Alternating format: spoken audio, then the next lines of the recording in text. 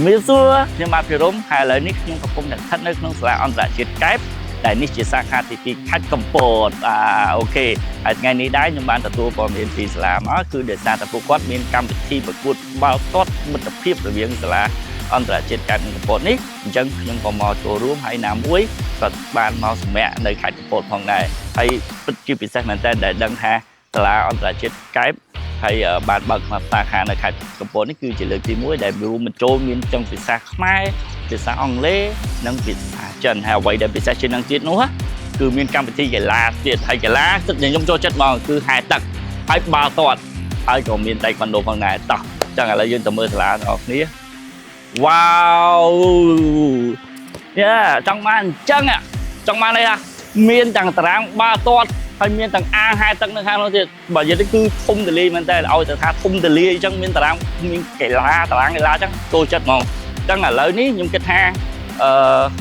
ពេញអត់បានមកដល់ទេអញ្ចឹងដើម្បីកុំឲ្យខាត់ពេលយូរខ្ញុំនាំបងប្អូនទាំងអស់គ្នាចូលទៅមើលតារាងបាល់ទាត់ទាំងអស់គ្នាហើយក៏ប្រេះបាល់ជាមួយខ្ញុំផងដែរបាទ Let's go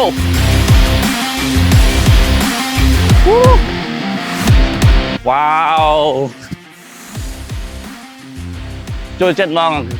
ឲ្យតែថាសាលាមានតារាងបាល់ទាត់មានទីធ្លាធំអញ្ចឹងគឺក្មេងៗសប្បាយក្នុងការហាត់ប្រាណបាទសុខភាពល្អហើយយើងកុំភ្លេចការរៀនសូត្រផងដែរហើយបើសិនយើងរៀនសូត្រហើយក៏កុំភ្លេចការហាត់ប្រាណផងដែរឥឡូវចាំមើលតិចទៀត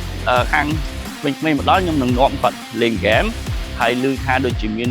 គ្រូបង្វឹកផងកម្ដៅសាច់ដុំហើយកត់បាល់ដើម្បីយកពានរង្វាន់ផងដែរបាទអូខេតោះអញ្ចឹងយើងទៅមើលទីតាំងនិងទីធ្លាសាលាជាមួយខ្ញុំទាំងអស់គ្នាវ៉ាវ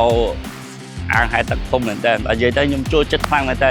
ទីធ្លាសាលាធំទលាអញ្ចឹងក្មេងៗងាយស្រួលក្នុងការលេងកីឡាគេហៅថាសុខភាពល្អហើយក៏ដូចជាការហែលទឹកផងដែរព្រោះការហែលទឹកនេះក៏ដូចជាកីឡាមួយដែលអាចជួយជីវិតរបស់យើងផងដែរនៅក្នុង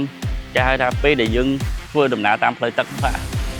សម្រាប់ឆ្នាំសិក្សាឆ្នាំ2026និង2027នេះសាលាក៏មានផ្ដល់ជូនអាហារូបករណ៍សម្រាប់កូនរបស់យោធិនពិការអចិន្ត្រៃយ៍និងយោធិនពលីរួមបញ្ចូលជាមួយនឹងសម្ភារៈសិក្សាក៏ដូចជាឯកសណ្ឋានអាហារូបករណ៍នេះសម្រាប់សាខាទាំងអស់របស់សាលាអន្តរជាតិកែបនិងកំពតសាលាអន្តរជាតិកែបចាប់ផ្ដើមទទួលចុះឈ្មោះសិស្សចាប់ពីថ្ងៃនេះតទៅបញ្ចុះតម្លៃ 50% ទៅលើថ្លៃរដ្ឋបាលនិងទទួលបានប្រាក់$400ភ្លាមៗសម្រាប់50គ្រួសារដំបូងតែប៉ុណ្ណោះសាលាអន្តរជាតិកែបផ្ដល់ជូនកម្មវិធីសិក្សា3ភាសាក្នុងថ្ងៃតែមួយភាសាខ្មែរអង់គ្លេសនិងចិន